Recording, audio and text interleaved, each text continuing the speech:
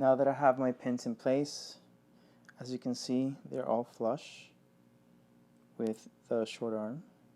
They're all in the right place. I am going to unhide my short arm, and I'm going to place my remaining my short pins into the remaining spaces that I have. So again, I'm going to click there, other documents created by me, Cantilever Assembly version, short pin. I'm going to do this twice. That's going to be one, and again, insert other documents.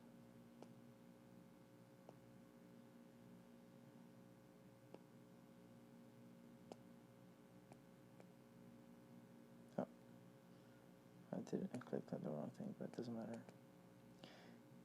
Okay, boom, done.